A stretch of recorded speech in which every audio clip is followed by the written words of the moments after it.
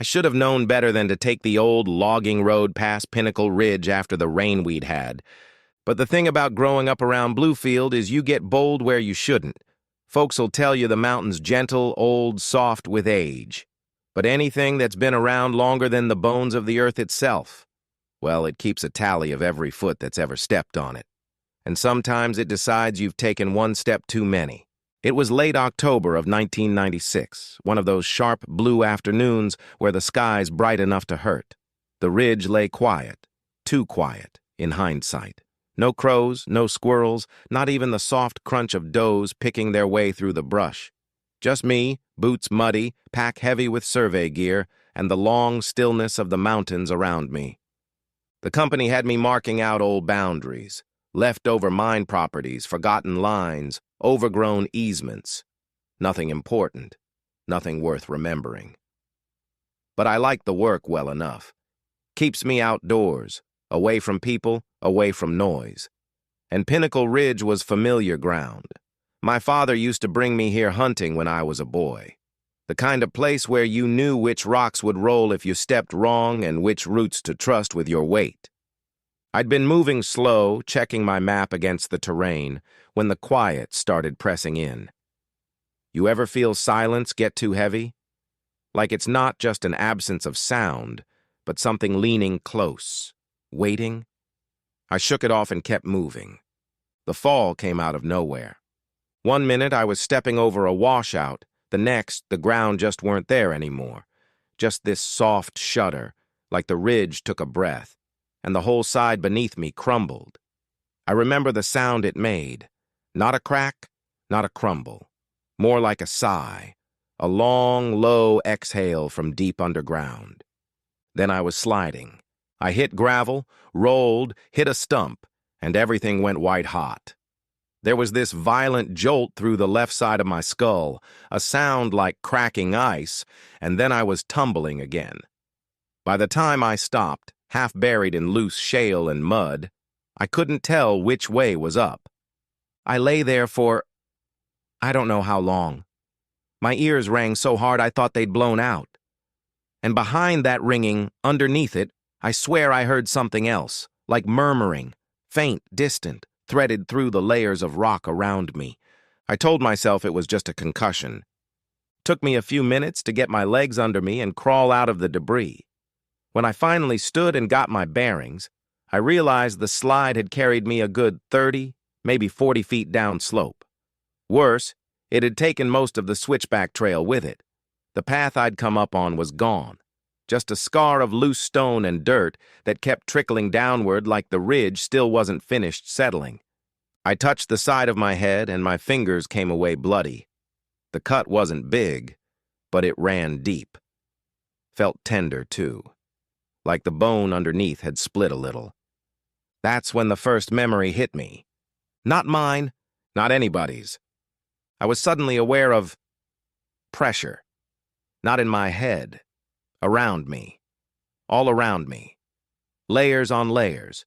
Ages collapsing inward. I felt like I'd fallen not just down the ridge but back through it.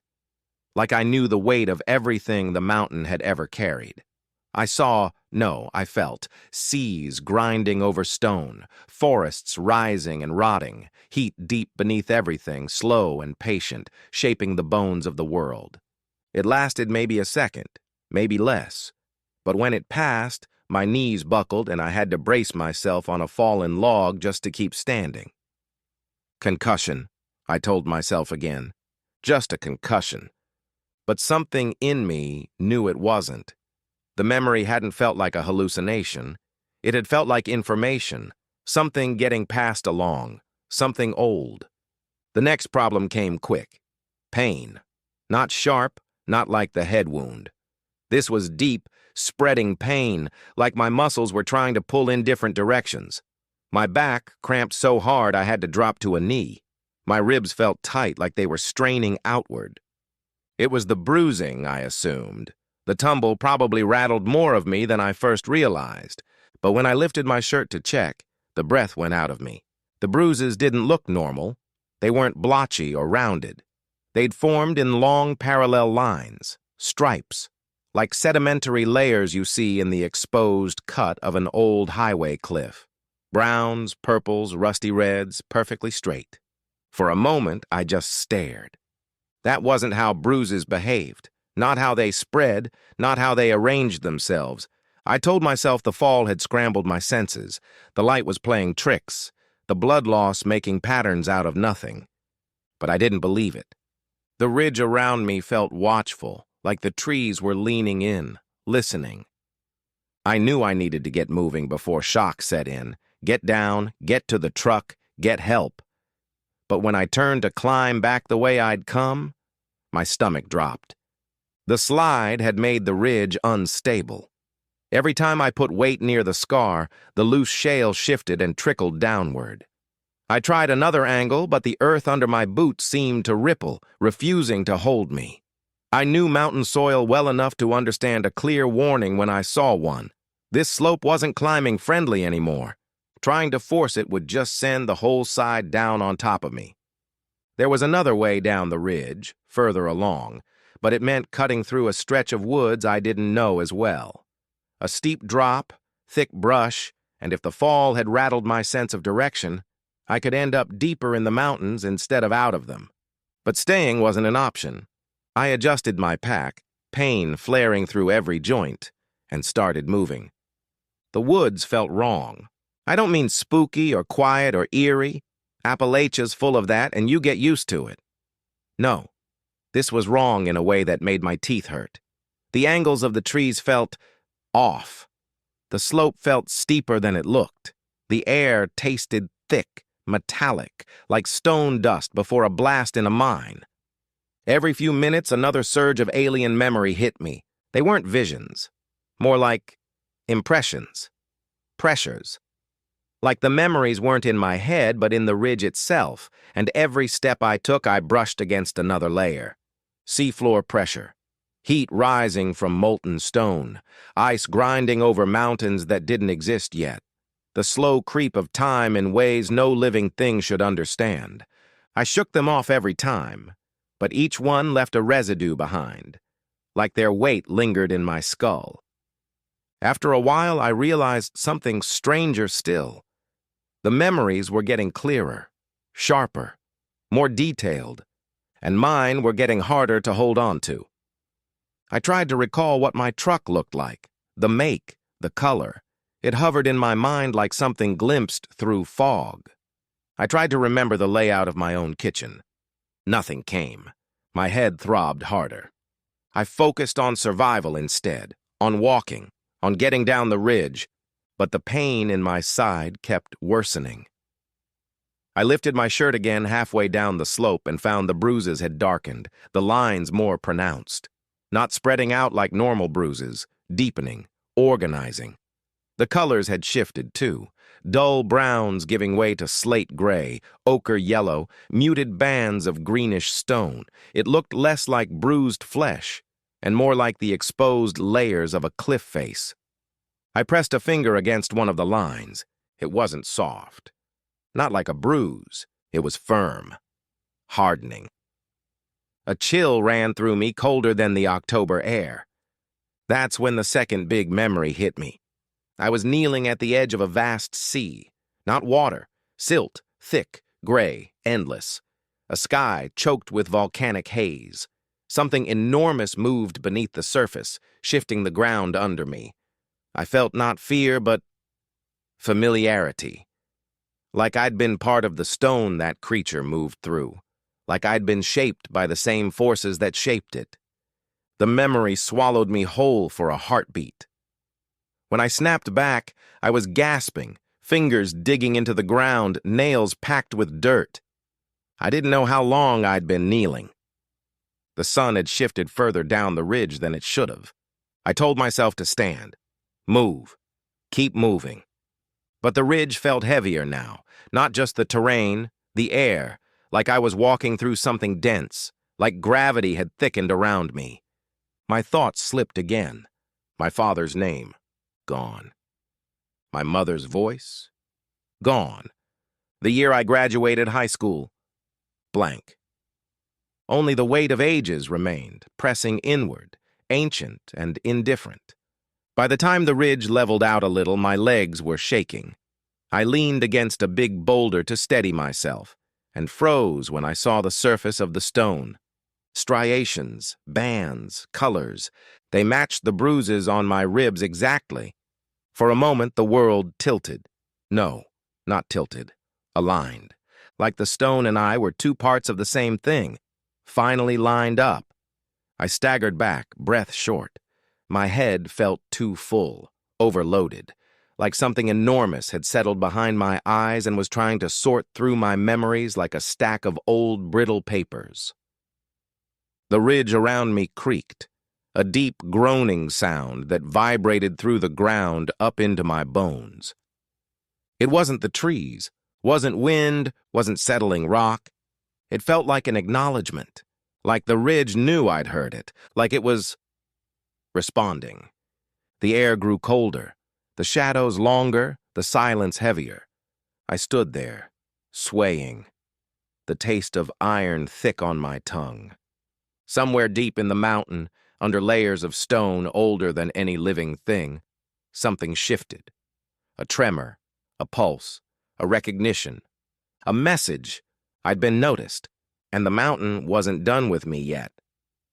The ridge settled into a new kind of quiet after that, thick, almost physical, like a dense fog you couldn't see but could feel pressing on your skin. I kept moving because stopping meant thinking, and thinking meant feeling that weight in my skull multiply until I couldn't tell where my thoughts ended and the mountains began. Dusk came fast, too fast. The shadows stretched longer than they should have, clinging to the ground like oil, pooling in the gullies and folds of the ridge as the last light drained away. I told myself it was just the concussion messing with my sense of time, but deep down, I knew better. The mountain wasn't bothering to keep the world operating in a way I recognized. It was rearranging its priorities, and I was one of them. By the time the sky turned that purplish blue of an Appalachian evening, cold had settled into my bones. Not just the air temperature, a deeper cold, the kind that radiates out from inside you. Every breath came as a little cloud, even though it wasn't nearly cold enough for that yet. Whatever was happening in me was sucking away heat like a sinkhole in my core. I found a small overhang near a cluster of rhododendron and crouched beneath it. My hands were shaking hard. The tremors weren't from fear, at least not fear in the normal sense.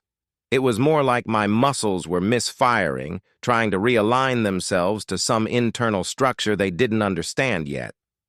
I peeled up my shirt again, using the last bit of fading light. The bruises were no longer bruises. They'd become bands. Distinct, straight, perfect as any geologic seam. Greens, yellows, reds so deep they were nearly black. Thin lines of pale cream.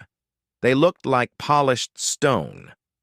When I dragged my thumb across them, they didn't give. Flesh should have yielded. This didn't. It felt like sandstone. Cold sandstone. I let the shirt drop. Every instinct screamed to panic, but I didn't have the mental bandwidth left for that kind of luxury. My thoughts came slow, thick, like trying to run through deep water. Stay warm, stay awake, stay human. But even those thoughts felt borrowed. I leaned back against the overhang and closed my eyes for just a moment, and the mountain opened another memory into me. Not blasted, forced, or whispered, just placed. I was deep underground, farther than any miner had ever dug, in a chamber shaped not by hands or machines, but by pressure. Oceans had come and gone above it.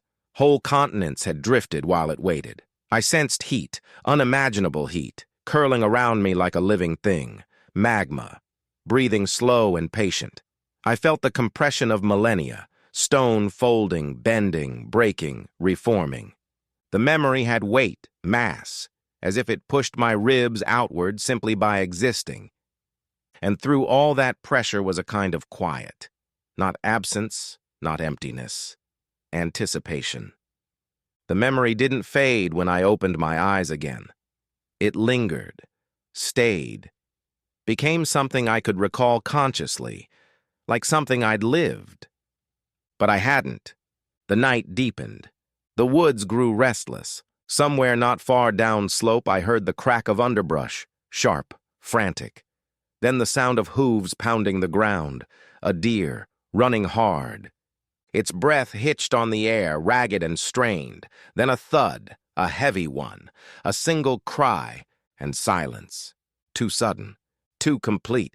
The ridge settled briefly, a soft tremor running through the soil, like something large had shifted beneath it. I knew better than to investigate. Injured, half delirious, night falling fast, that's how you die in these mountains. But the mountain didn't seem interested in what I knew or wanted. It wanted me to look. I realized I was already on my feet, moving toward the sound, even though I hadn't consciously decided to move. My legs vibrated with a weakness I didn't feel until I tried to slow down, and found I couldn't. The ridge's faint downward slope guided me like a hand pressed against the small of my back. "Stop," I whispered. My voice came out wrong, hollow, echoing slightly. But my steps kept going. When I found the deer, my stomach turned. The buck lay crumpled on its side. Steam rose from its body, drifting in thin white threads. Its neck was bent at a sharp angle, not broken like an animal would get from a fall or a predator's jaws. No, this was torqued, twisted like something had gripped the deer and spun its head around with terrible, effortless precision. Its chest had split open, not torn, split, like a seam in fabric pulled too tight until it parted clean along the grain. Inside, instead of the usual chaos of organs and blood, I saw layers, actual layers, smooth, lined, paralleling each other like sedimentary cuts in a cliff face. Bands of muscle and tissue arranged in neat, unnatural strata, pale pinks, deep burgundies, thin white veins of fat like quartz seams. It was an anatomical impossibility. A living creature doesn't layer like that. Stone layers, earth layers, not flesh. And in the deepest layers, near the spine, something faint glimmered. A soft reddish glow, pulsing slow as a heartbeat. I staggered back. The glow brightened when I moved as though responding.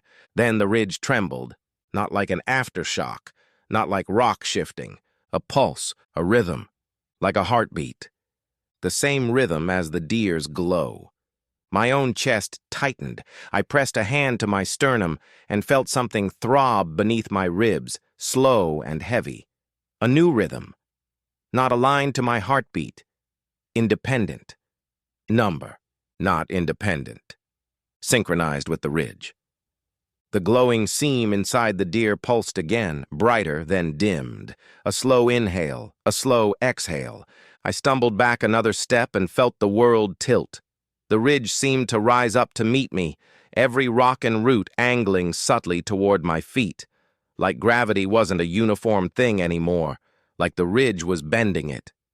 I turned to get away, but the mountain wasn't done. Another memory slammed into me. This one was violent. I felt the pressure of continents smashing together, the grind of tectonics. I felt mountains rise in a rush of molten heat. I felt forests burn under the weight of falling ash. I felt stone buckle, shear, fracture, time compressed to a pinpoint. It was too much.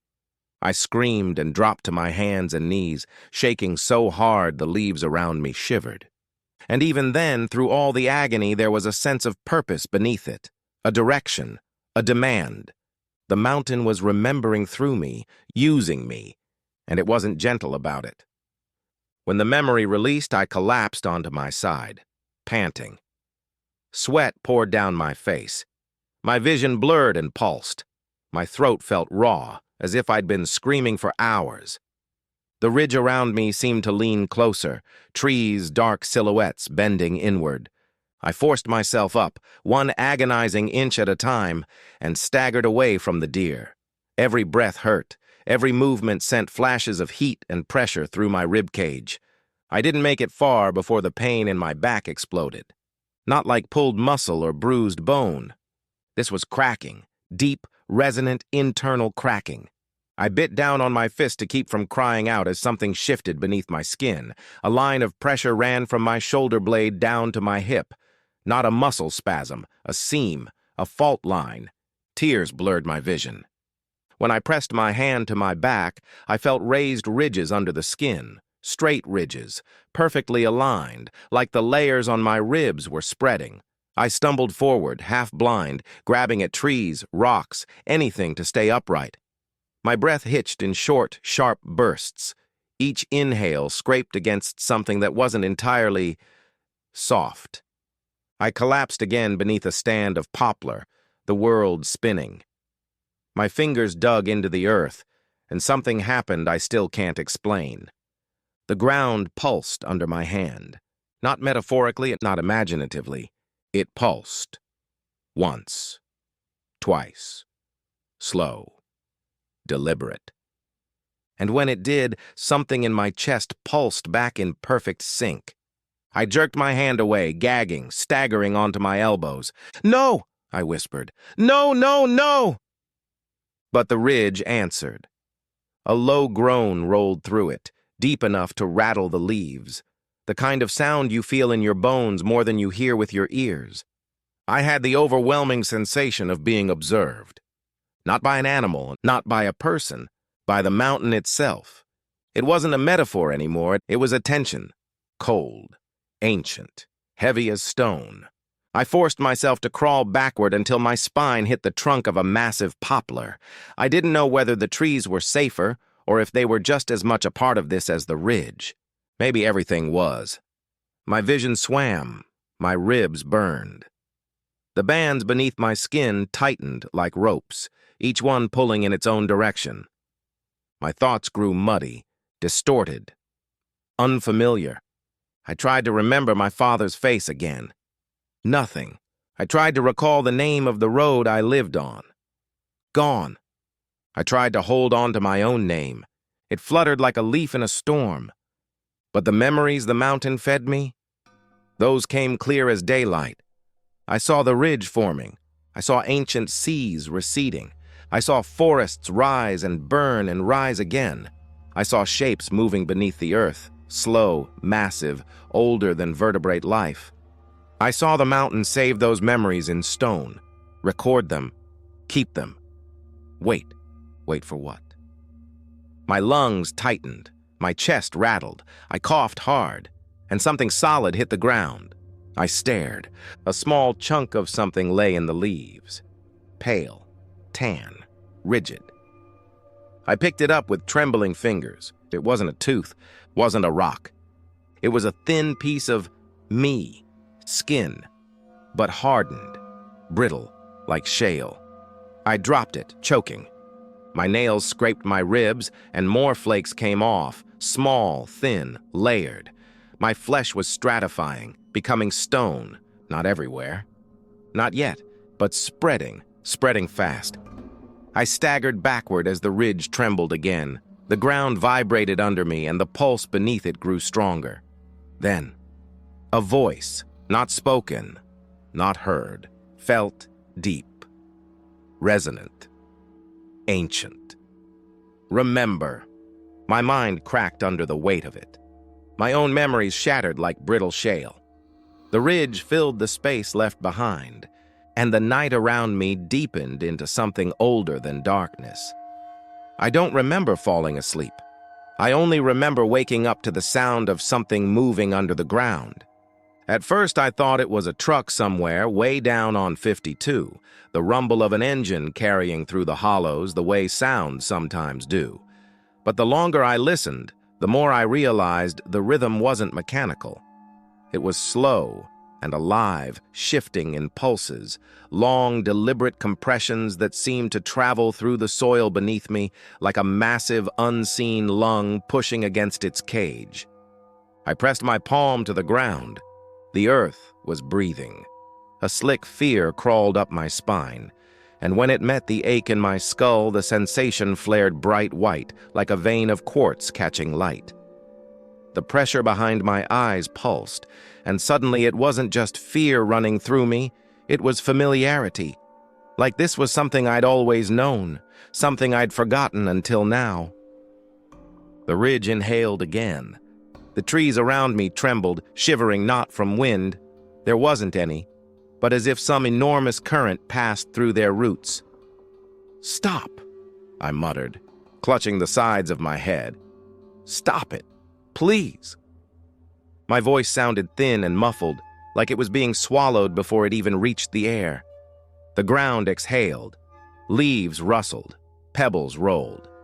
Somewhere far down the slope, a small landslide whispered through the brush, and then it stopped.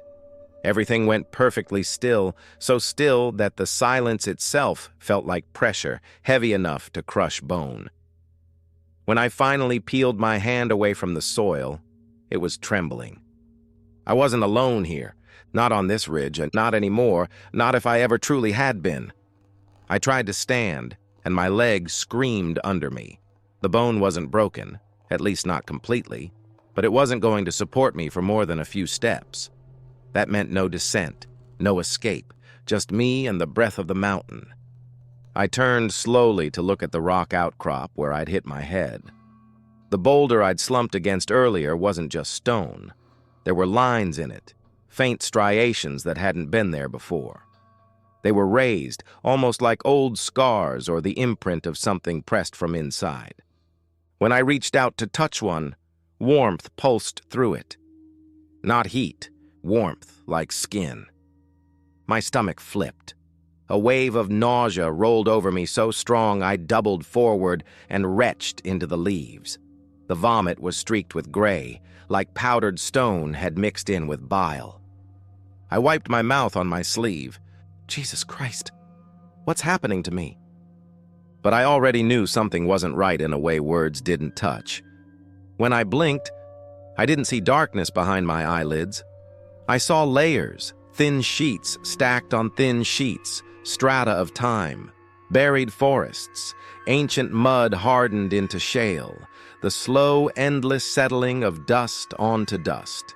Every blink was a geological age. Every breath scraped against eons. I squeezed my eyes shut and forced myself to look away from the memory that wasn't mine. Not a memory, a sediment. I was being filled with sediments. A sound cracked through the forest, sharp, wet, unmistakable, a twig snapping under weight. I froze. Then another. Then the soft, heavy thump of something moving through the underbrush with a lurching, uneven gait. Black bear? Deer with a broken leg? Coyote? I tried to stay still, but panic betrayed me, and I dragged myself backward until my shoulders hit the stone again. The shape pushed through a curtain of mountain laurel about 30 yards downslope. I only saw the silhouette, and even that was wrong. It was roughly deer-sized but low to the ground, its spine bowed unnaturally high, like something had crawled under its hide and forced its back into a peak. The head hung too low. Its movement wasn't a walk, more of a dragging rhythm, like it wasn't controlling all its limbs at once. Then it lifted its head. My breath caught. The creature's face looked eroded. Not bloody, not torn. Weathered, as if time had washed over it like rain, until its features softened into nothing. Skin folded in places where erosion would carve gullies. Bone revealed itself in clean lines like outcrops in a cliff face. The eye sockets were deep and shadowed, empty except for something that glimmered at the bottom like mica. "Go," I whispered. "Please, just go." It sniffed the air. The head tilted. It took one step toward me.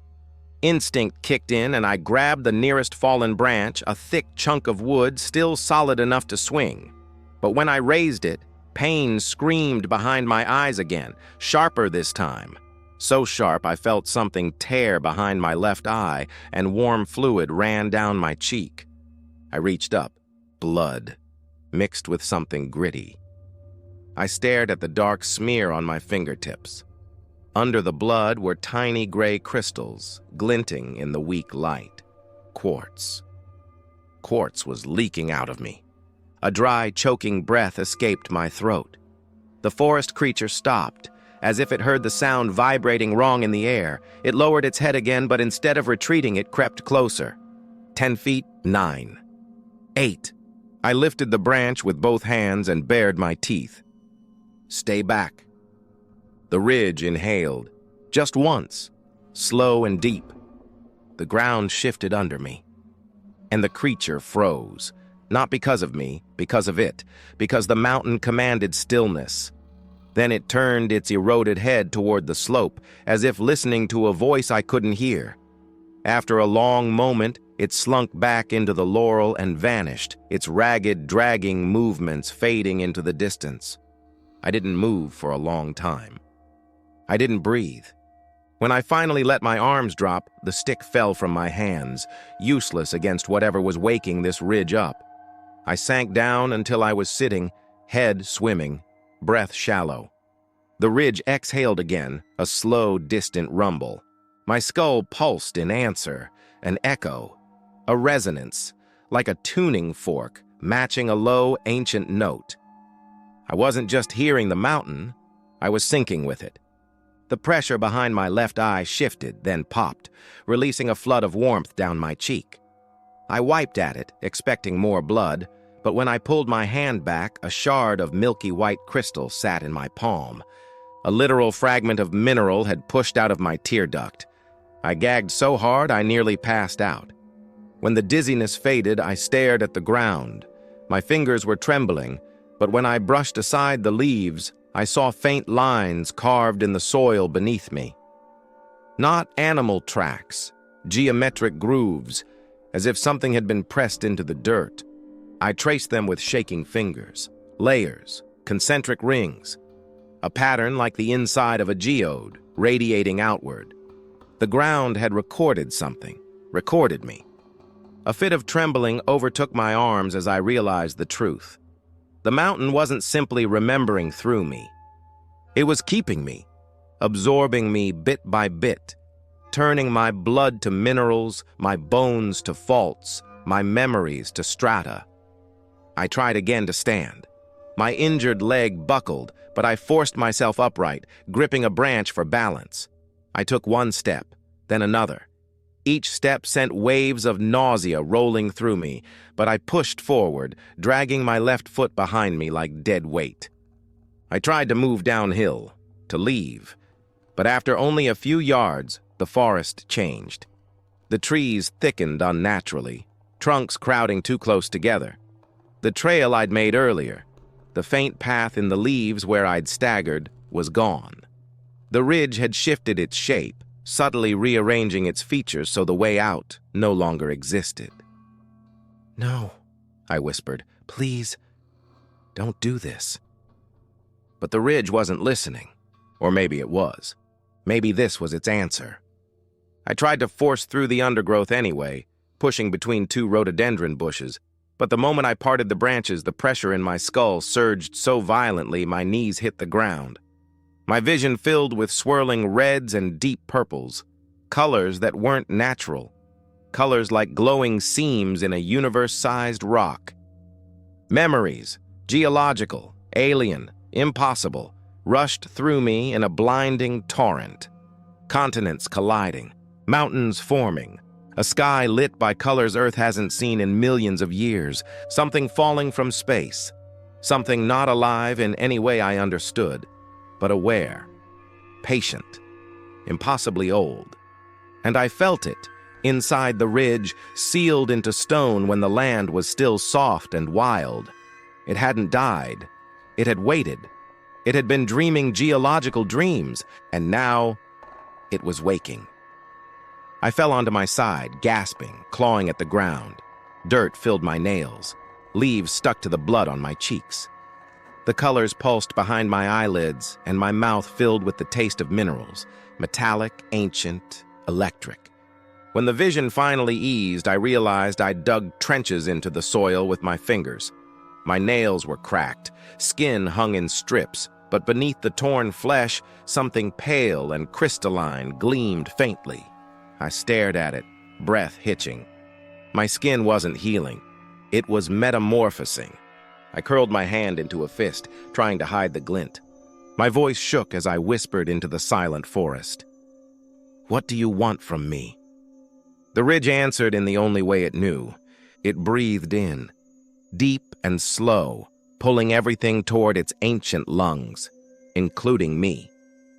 My body leaned involuntarily toward the slope, my balance shifting, as if gravity itself had tilted. Barely able to resist, I clung to the nearest root with both hands. Soil slid under my boots. The entire ridge hummed with a low, resonant note that vibrated the air in my lungs. And then, silence. The pressure stopped. The pull ceased. The humming faded. I lay there panting, tears mixing with blood and mineral dust on my face. The ridge wasn't trying to eat me. Not yet. It was preparing me, smoothing me into the right shape, turning me into something it could use. A vessel, a fault line waiting to open, a memory it could broadcast. I don't know how long I lay there before sleep dragged me under again, but when I woke, the sun had dipped behind the mountains and the air had grown colder, and the ridge was no longer breathing slowly. It was stirring. Something was coming. Something that needed me awake. Something that needed me ready. Night didn't fall so much as condense. The air thickened around me, dark, pooling between the trees like water filling a hollow. The temperature dropped in a way that felt wrong for mid-September in Bluefield. Sharp, sudden, metallic cold that crept into my bones and stiffened the half-crystallized tendons in my leg. When I exhaled, the breath that left my mouth came out in a thin mist.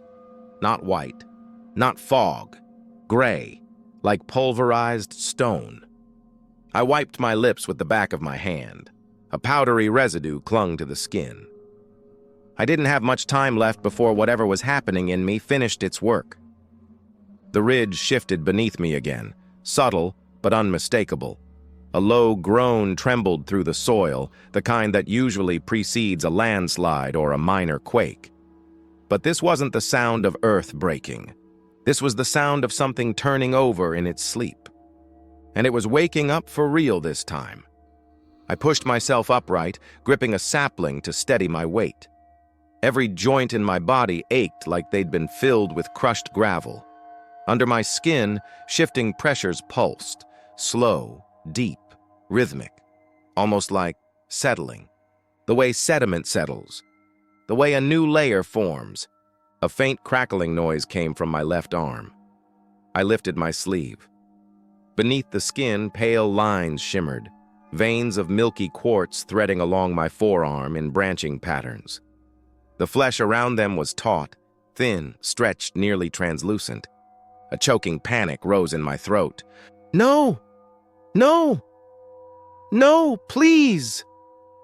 The ridge inhaled. The pressure in my lungs seized, stealing the rest of my words. When the exhale came, the trees bowed with it. Leaves trembled.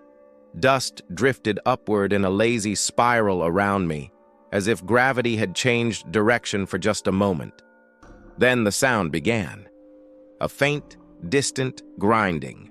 The whisper of stone scraping against stone.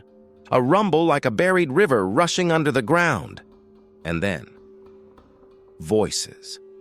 Not human ones. Not anything that used breath or lips or throats.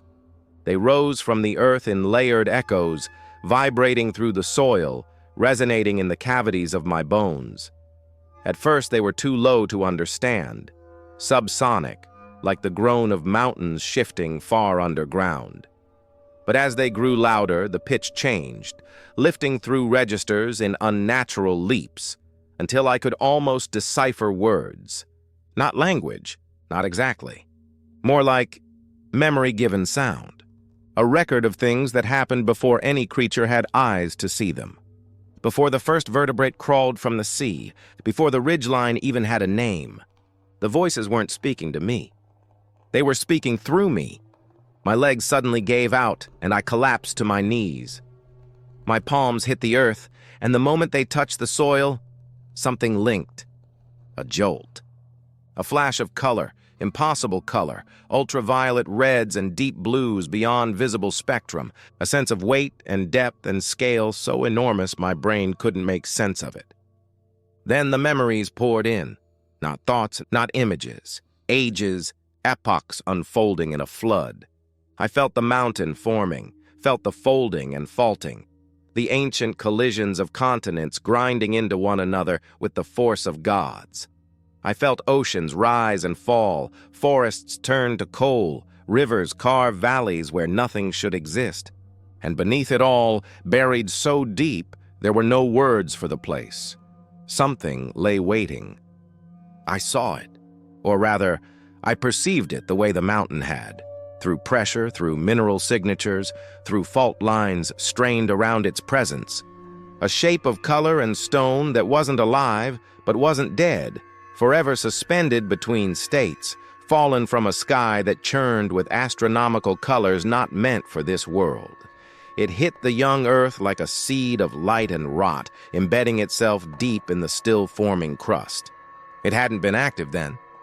It had simply been there, waiting for uplift, waiting for erosion, waiting for something soft and fragile to touch it, waiting for me.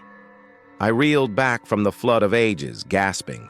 Blood ran from my nose in a steady stream, thick and dark and mixed with mineral dust.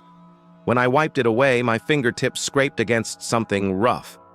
I touched my cheek again. The skin had cracked. Not torn, cracked, like shale splitting along a seam. Thin flakes broke free as I brushed them, revealing a shimmer of crystalline structures beneath, the beginnings of a new layer. "No," I whispered, voice broken. "Stop, stop, please." But the ridge wasn't listening. The ground convulsed under me, a gentle ripple, but enough to pitch me forward onto my hands again. My palms dug into the soil and sank deeper than they should have, as if the earth softened at my touch. Then the soil began to rise around my fingers. Tiny grains lifted upward, clinging to my skin, drawn toward the quartz shining beneath the surface. Dust collected in my palm, forming a thin crust. Pebbles rolled toward me, bumping against my knuckles. The mountain was gathering me, or I was gathering it. The boundary didn't matter anymore. A sound split the forest, a wet, tearing crack that echoed across the ridge. At first, I thought a tree had broken under its own weight. But then I heard the second sound. Footsteps, heavy, irregular. The same dragging rhythm I'd heard earlier. My heart seized, my breath stuck in my throat as I turned my head. It emerged from the laurel slowly, hesitantly, the eroded creature from before, but changed.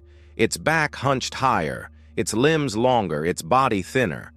The erosion had accelerated, skin pulled tight across bone like bark peeling from a dead trunk. Mineral deposits glimmered where muscle should have been. One foreleg bent wrong at the joint, as if fused. It wasn't an animal anymore. It was something the mountain had claimed before me. A prototype, a test run. It shambled toward me, its hollow eyes reflecting the faint shimmer of quartz on my arms. The sound it made wasn't a growl or a cry. It was a scraping whisper, like gravel pouring down a slope. When it reached me, it lowered its head and bowed. Not in recognition, in resonance. We were the same. "No," I said hoarsely. "No, God, no." The creature's head twitched. Its face, if it could still be called a face, tilted, tracking something behind me. I turned. The ridge was moving, not rising or falling, not shifting, moving. The ground bulged in a slow wave, like pressure building beneath a blanket of earth and root. Leaves rustled outward in concentric circles. Pebbles jittered and rolled toward the center. A tremor passed through the soil like a heartbeat. Then the earth cracked open. A seam tore straight down the middle of the ridge, not deep but impossibly clean, as if the land had been split along a pre-existing fault line. And from within it, light shone. Not bright white or gold. A sickening, beautiful spectrum of colors that had no business existing on Earth. ultraviolet pinks that buzzed in my teeth, infrared blues that pulsed with heat and cold simultaneously, a green so sharp it felt like a blade behind my eyes, cosmic color, the color of the thing buried below, the thing that had been dreaming. I tried to crawl backward, but as soon as I moved, my limbs locked. Pain shot through my joints, sharp, crystalline pain like needles pushing outward. I looked down. Thin shards of quartz were sprouting through the skin along my forearms and wrists, growing in delicate branching structures. The flesh around them split cleanly, no blood, just dust and mineral flakes. "No, no, stop! Stop!" The ridge inhaled. A violent, vast breath that pulled the air downslope, bending trees, dragging leaves toward the fault line. The creature beside me collapsed, its body flattening as if pressed by a great weight. And my body responded. My spine arched, my ribs cracked outward with soft pops, my skin pulled tight as if something underneath was expanding. Then, I screamed. It wasn't a human scream. It wasn't even my voice. It was the sound of tectonic plates grinding, the sound of rock shearing under pressure, a raw, geological howl that tore from my throat and shook the air. As the scream left me, the colors in the fault flared brighter. The ridge exhaled and my chest heaved with it, not in sync, but as part of the same mechanism. That was the moment I understood. I wasn't just being transformed, I was being tuned, prepared, aligned, turned into a broadcast tower. A medium through which something buried in the mountain could speak after millions of years of silence. My mouth opened again, not by choice. The scream that came out wasn't pain, it was memory. Ancient cosmic memory spilling into the world through vocal cords that no longer belonged to me. The ground around the fault line trembled as waves of color pulsed outward. Leaves disintegrated into powder. Branches decayed to soft mineral ash. The creature beside me convulsed once, then lay still, its body collapsing into a heap of fractured bone and stone dust. I didn't collapse. I couldn't. My legs locked. My arms braced. My spine straightened with a crack like splitting granite. The broadcast had begun. Images poured out with my screams, vibrant, violent histories of a world before ours.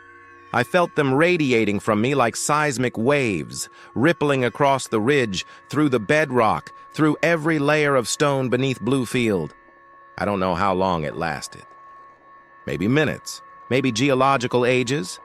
Time didn't exist inside the color, but eventually, finally, the ridge exhaled one last time, slow and soft. The colors dimmed, the fault closed, the air stilled, and I crumpled. My body fell sideways into the leaves, quartz veins shattered with the impact, scattering glittering fragments around me like frost. My chest rose and fell shallowly, painfully. The ridge was quiet now, dreaming again, satisfied. Federal. I stared up through the branches at the moonless sky, my breath rattling in a throat lined with dust. My voice was almost gone, but I managed to whisper, "Am I done?" The ground beneath me shifted once more, gentle, almost tender. A final answer. The ridge keeps its own. My vision blurred, my limbs stilled. My body settled into the soil like something meant to stay. And as darkness finally filled me, I felt the first grains of earth sliding across my skin, covering me layer by thin, inevitable layer. A new sediment, a new memory, a new part of the mountain,